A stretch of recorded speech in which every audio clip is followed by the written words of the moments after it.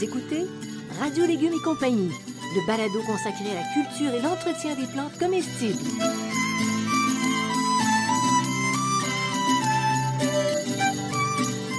Laitue, Basilic, plantation, poivron, bleuets, pollinisation, haricots, arrosage, fraises, insectes ravageurs et maladies, concombres. fertilisation. Radio Légumes et compagnie, le balado qui vous dit tout pour cultiver et entretenir simplement les plantes comestibles de façon naturelle.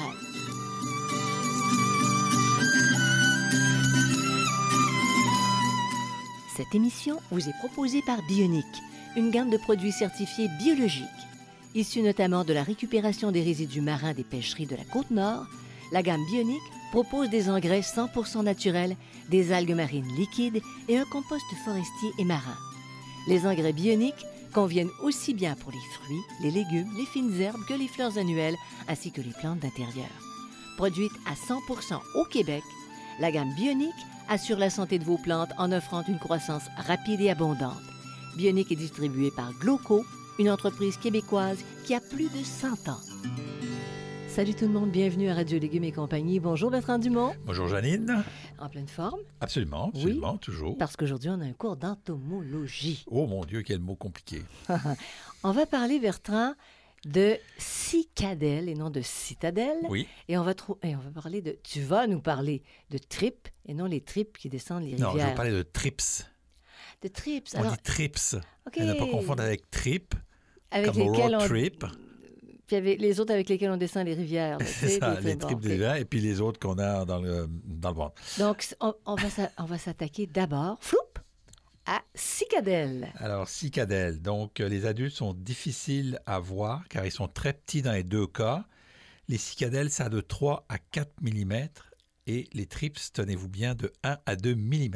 Bon, alors Bertrand, c'est la cicadelle qui l'emporte. C'est la cicadelle l'emporte. Elle est beaucoup plus grosse et elle est 3 fois imposante. plus grosse, mais ça prend une petite loupe parce qu'un centimètre, 1 millimètre, c'est pas beaucoup. Et comment tu sais que tu as des cicadelles dans tes plants? Jaunissement du bord du feuillage, donc ça commence par brunir, puis cette partie-là va mourir, donc on va voir le tour de la feuille qui est de plus en plus brune, puis de plus en plus vers le milieu. Il y a aussi des taches jaunes en forme de V à l'extrémité du feuillage des plantes infectées. On appelle ça la brûlure de la cicadelle. Ou encore, ça peut être des feuilles qui se décolorent, puis la présence de petites piqûres qui entraînent le jaunissement des feuilles. La plupart du temps, c'est parce que comme ils bouffent la sève, il n'y a plus de feuilles, il n'y a plus de sève, c'est dans le jaunissement. Et l'enroulement parfois important du feuillage, on va voir les feuilles commencent à s'enrouler, puis des retards de croissance. OK. Donc, on retient jaunissement. Jaunissement, on retient enroulement. Puis retard de croissance. Bon. Alors, ça ressemble à quoi une cicadelle? À quoi ça ressemble? Bonne question. Donc, les œufs sont petits, transparents, puis verts. Donc, imaginez que si la bibite a 3 à 4 mm, les œufs sont pas gros. Donc, c'est plutôt des amas d'œufs qu'il faut rechercher. Ah. La larve a un corps qui est vert pâle, avec des ailes incomplètes et un postérieur, des pattes postérieures longues et épineuses. Donc, quand on le touche, là, on sait. Les adultes, eux autres, ils ont un corps vert pâle avec des taches blanches dessus. OK? Les pattes postérieures sont longues, épineuses et adaptées pour le saut. Et donc, les cicadelles, vous allez les retrouver parce qu'elles sautent. Et les ailes sont translucides et plus longues que le corps. Donc, c'est ça, la particularité de la cicadelle, c'est que ça saute. Mais il faut avoir une méchante mémoire pour se rappeler de ce que ça a l'air à tous les stades de son développement. Ça, c'est parce qu'on est à la radio et je suis obligé de vous faire une truc. Ouais. Mais si vous regardez une photo en même temps, vous allez vous en souvenir. Oui. Mais donc, au stade de l'œuf ou larvaire, oui, on pourrait les éliminer, là. On peut les éliminer, si on les mais repère. c'est vert. C'est vert. Alors, imaginez que c'est vert sur des feuilles vertes, là. C'est compliqué, la cicadelle, à aller se trouver. Alors, cicadelle, ça s'attaque à quoi? Ben, les plantes, c'est les aubergines, les betteraves, les bêtes à cardes, les carottes, les céleris, les courges, les épinards, les haricots, les melons, pommes de terre, les rhubarbes, les tomates, la luzerne et le trèfle. Les petits fruits, fraises, framboises, pommes et vignes. Mais c'est pas très sévère comme attaque, en principe. Ça dépend des années. Ça dépend des années. Ça dépend des années. Alors, le cycle de vie des cicadelles, ça pourrait nous enligner sur est-ce que c'est un ennemi coriace? C'est un ennemi fatigant parce qu'il ne hiberne pas au Québec. Donc, vous le voyez, il n'est pas là. Les œufs ne sont pas présents, il n'y a rien. Et il nous arrive du sud des États-Unis. Ah, c'est sympathique. C'est sympathique. Et du sud des États-Unis, pas des États-Unis, il vient du sud des États-Unis. Il remonte, pardon, et il remonte grâce aux orages. Ah, les courants d'air. Donc, c'est pas le chemin Roxham. C'est pas la même chose. Mais bon, donc non, c'est pas la même chose. Au printemps, donc, il migre vers le nord, transporté par les courants d'air chaud. Donc, souvent les orages et les courants d'air chaud. Et les premiers adultes vont vers le début du mois de juin, on va les voir. Avant ça, vous ne cherchez pas cicadelles, vous ne les trouverez pas. La femelle pond de 3 à 5 œufs par jour tout au long de sa vie, qui dure plusieurs jours.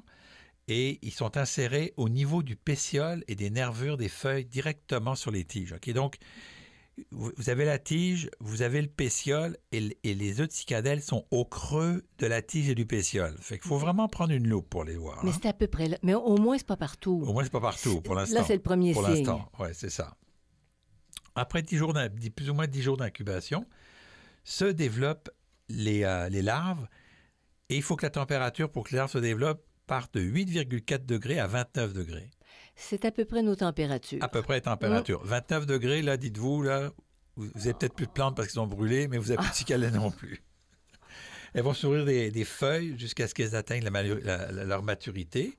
Elles se nourrissent des feuilles. C'est ça. De quoi? De luzerne? De luzerne, de toutes sortes de choses. Okay. Est-ce à dire que c'est en milieu agricole que c'est le plus problématique? C'est-à-dire qu'elles vont aller sur la plante haute, principalement sur la luzerne, oui. Et le trèfle et la luzerne, Elles vont devenir, au bout de 20 à 35 jours, il va y avoir une deuxième génération. Et la deuxième génération, elle, va attaquer les aubergines, les tomates et ainsi de suite. Okay? C'est ce qu'on appelle une plante haute. Là. Donc, dans une pelouse où on a beaucoup de trèfles. Oui, ça peut être problématique. Et quand on était enfant, c'est ça qu'on voyait sauter? Non, c'était c'est une autre la pyrale des prés. Ça saute. Ouais, ça saute parce que aussi. En raison des graminées. Oui, c'est graminées, ça. Ah. Donc, la longévité de 30 à 60 jours pour les adultes et on voit à peu près 1 à 2 générations par an. Alors, la première génération, c'est peut-être celle qui est moins problématique, mais c'est la deuxième qui est vraiment plus problématique là, parce qu'elle attaque beaucoup de monde. Là. OK?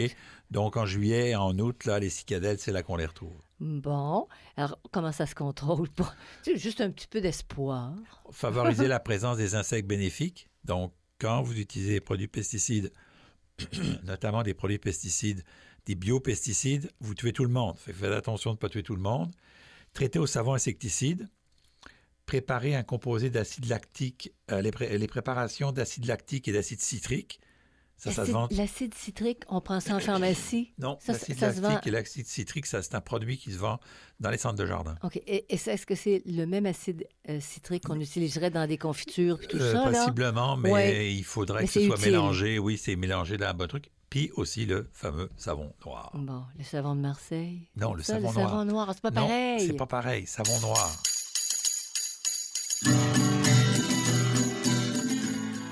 Vous écoutez Radio Légumes et compagnie, le balado consacré à la culture et l'entretien des plantes comestibles.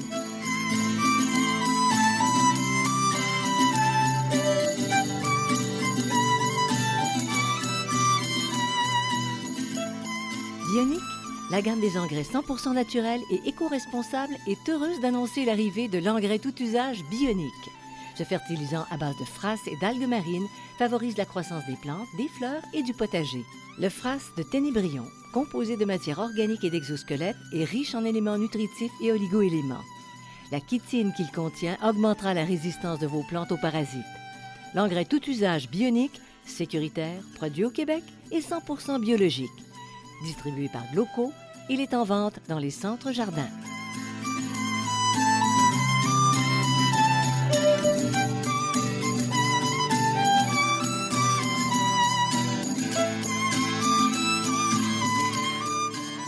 Vous écoutez Radio Légumes et compagnie, le balado consacré à la culture et l'entretien des plantes comestibles.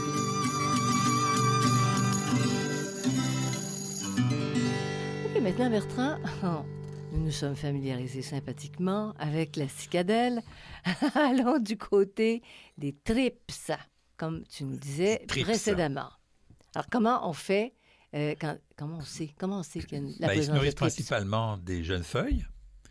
Le feuillage est marqué de minuscules taches allant du gris à l'argenté. Donc, ça pourrait être beau, mais c'est pas très intéressant. Les jeunes pousses, les fleurs et les fruits sont déformés. Donc, si vous voyez que votre pousse commence à se déformer, il y a des possibilités de trips.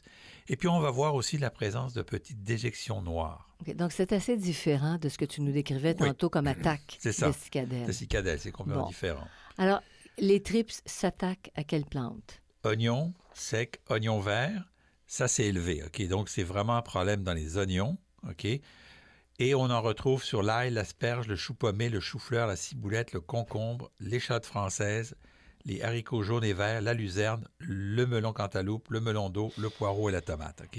Quand tu nous fais la liste de tout ce que les bestioles peuvent bouffer, on est quand même étonné de voir que les humains sont encore capables de se nourrir après tout ça. C'est un potentiel. C'est un potentiel. Oui, OK? Ils ne sont pas tout le temps là. OK? Et ça ressemble à quoi? Ben, c'est tout petit. Hein? Je rappelle 1,2 mm, donc c'est tout petit. Ça a la forme d'un haricot. C'est jaune pâle ou translucide. Alors, imaginez que déjà jaune pâle, si vous ne les voyez pas, mais translucide, c'est encore pire. Le corps de la larve est semblable à celui de l'adulte, mais sans ailes. La coloration est plutôt jaune ou beige et quelque peu translucide. Et les adultes, la tête, le thorax et l'abdomen sont brun pâle et les yeux sont noirs. Oh, mon Dieu! Le corps est très effilé et donc pointu. Un trips, c'est très long, un trips. Si vous arrivez à avoir un trips, ça, c'est plutôt un truc long que un truc rond, OK? Et puis, il y a des ailes. Mais à 0,2 mm, là, ça prend une grosse loupe. Mais quelqu'un qui serait dessinateur et qui écoute l'émission, il pourrait s'amuser. Juste à la description que tu fais. Oui. Vous écoutez Radio Légumes et compagnie, le balado consacré à la culture et l'entretien des plantes comestibles.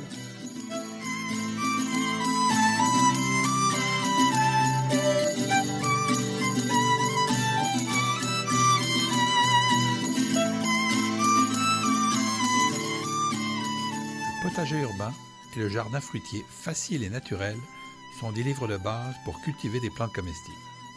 Pour aller un peu plus loin, je vous propose aussi le potager productif sur les rotations et le compagnonnage et le jardin en pot pour les cultures en contenant.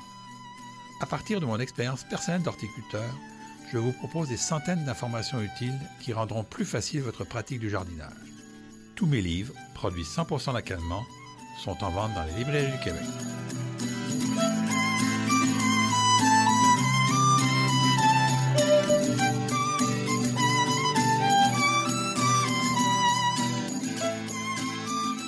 Vous écoutez Radio Légumes et compagnie, le balado consacré à la culture et l'entretien des plantes comestibles.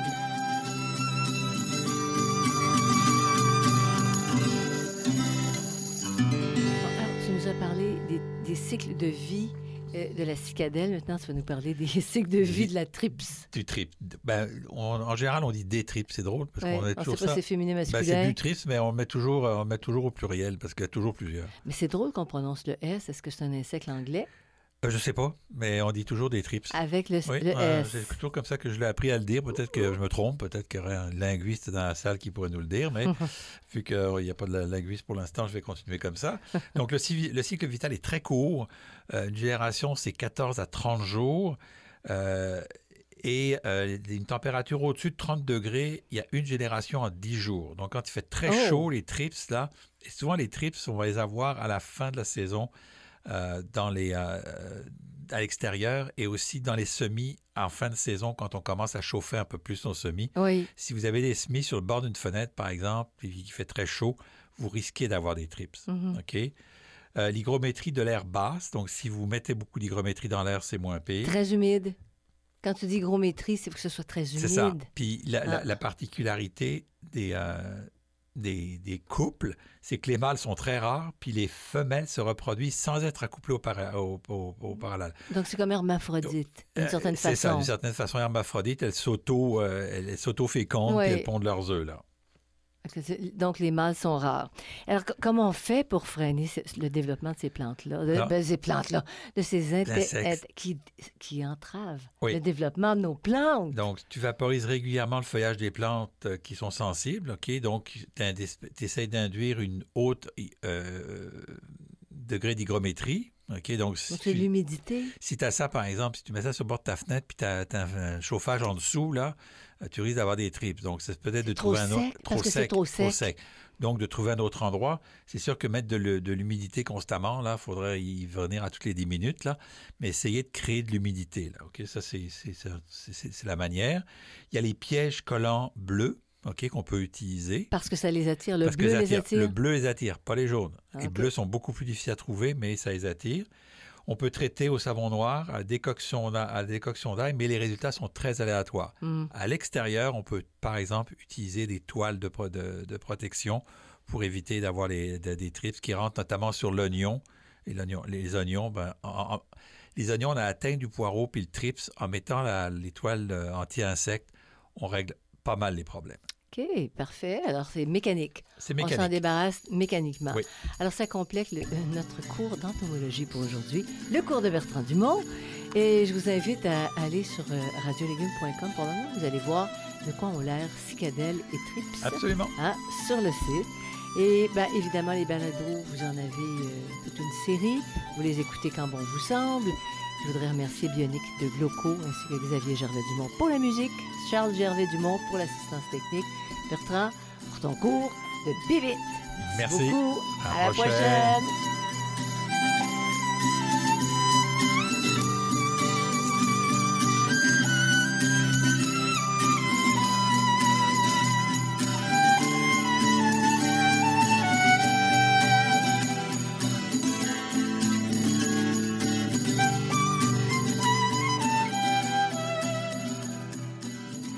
Vous écoutez Radio Légumes et compagnie, le balado consacré à la culture et l'entretien des plantes comestibles.